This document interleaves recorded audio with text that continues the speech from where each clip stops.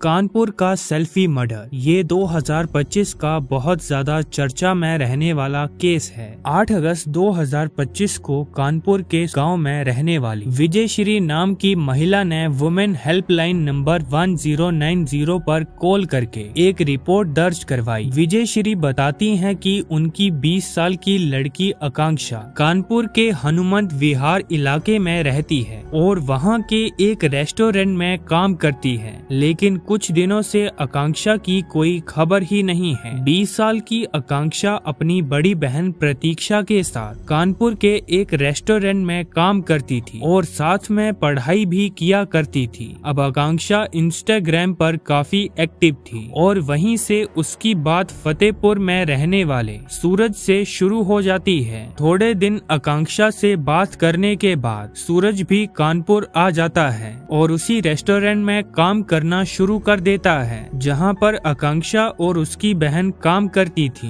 आकांक्षा और सूरज इन दोनों के बीच काफी नजदीकियां हो गईं और ये दोनों एक दूसरे से प्यार करने लगे। इन दोनों ने कुछ समय तक साथ में इसी रेस्टोरेंट में काम किया, लेकिन थोड़े समय बाद सूरज ये रेस्टोरेंट छोड़ देता है और किसी दूसरी जगह पर दूसरे रेस्टोरेंट में काम करना शुरू कर देता है। वहां जाकर थोड़े दिन बाद सूरज आकांक्षा को भी कहता है कि तुम भी मेरे पास इस रेस्टोरेंट में काम करने आ जाओ और यहीं से आकांक्षा का बुरा समय शुरू हो जाता है। अब आकांक्षा क्या करती है कि वो अपनी बहन प्रतीक्षा को छोड़कर सूरज के साथ लिव इन रिलेशनशिप में रहना शुरू कर देती है और दोनों एक ही रेस्टोरेंट में काम करना शुरू कर देते हैं। शायद लिव इन में रहने के लिए ही सूरज किसी दूसरे रेस्टोरेंट में काम करने गया था। अब आकांक्षा का भाई दिल्ली काम के सिलसिले में जाता है, लेकिन अपना फोन घर पर ही छोड़ जाता है जिसके साथ उसकी मां अपनी बेटियों और रिश्तेदारों से बात कर सके। अब 22 जुलाई 2025 को जब आकांक्षा की मां ने उससे बात करनी चाही तो उसने अपना फोन नहीं उठाया और जब आकांक्षा को उसकी मां ने मैसेज भेजा तो उसने रिप्लाई करके लिखा, भैया मैं आपसे बाद में बात करती हूँ। और यही वो मैसेज था जिसने आकांक्षा की मां को एक गहरी सोच में डाल दिया, क्योंकि आकांक्षा को ये बात तो पता थी कि उसके भाई का फोन घर पर ही है और उस फोन से उसका भाई नहीं बल्कि उसकी माँ बात कर रही थी। फिर उसने माँ की जगह भाई क्यों लिखा। इसी के बाद 20 साल की लड़की आकांक्षा की माँ पुलिस स्टेशन पहुंची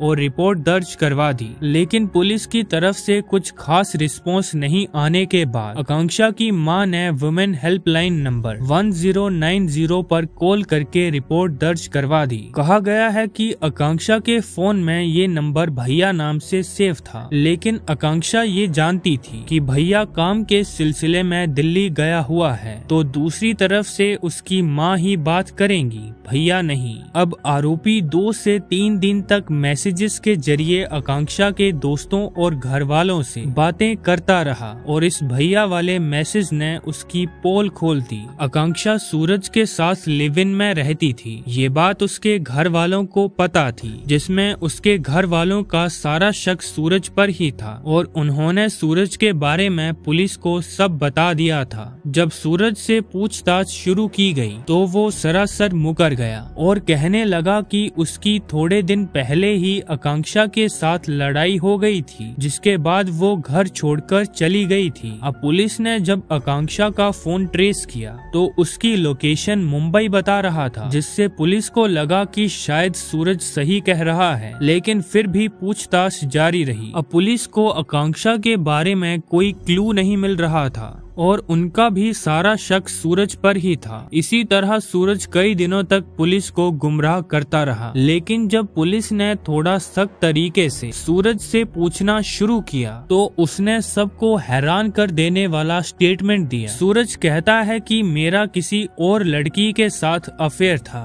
और ये बात आकांक्षा को पता चल चुकी थी और आकांक्षा ने सूरज के फोन से सारी चैट पढ़ ली थी। फिर वो कहता है कि इसी की वजह से हमारी भारी लड़ाई हुआ करती थी और 21 जुलाई 2025 को भी इन दोनों के बीच रेस्टोरेंट में काफी कहासुनी हुई थी और घर पर आकर उसने आकांक्षा को गला घोंटकर मार दिया था और उसकी नई गर्लफ्रेंड भी उन दोनों में किसी एक को चुनने की बात कहती रहती थी। आकांक्षा को मारने के बाद सूरज ने डेड बॉडी के साथ एक सेल्फी भी ली और उसने ये सेल्फी अपनी नई गर्लफ्रेंड को भेज दी और आकांक्षा को उन दोनों के बीच से हटाने की बात भी कही थी। कुछ रिपोर्ट्स में बताया गया है कि उसने ये सेल्फी अपने स्टेटस पर भी लगाई थी। अब सूरज ने मर्डर तो कर दिया था, लेकिन डेड बॉडी को ठिकाने कैसे लगाया जाए ये उसे समझ नहीं आ रहा था, जिसके चलते वो अपने फतेहपुर के एक दोस्त आशीष को फोन करता है और उसे इस सब के बारे में सब कुछ बताता है और उसे बाइक लेके कानपुर आने को कहता है। फिर इन दोनों ने इस डेड बॉडी को जैसे तैसे एक सूटकेस में भरा और बाइक पर ही इसे ठिकाने लगाने निकल पड़े और कानपुर से 100 किलोमीटर दूर बांदा के चिल्ला पुल के ऊपर से आकांक्षा की डेड बॉडी को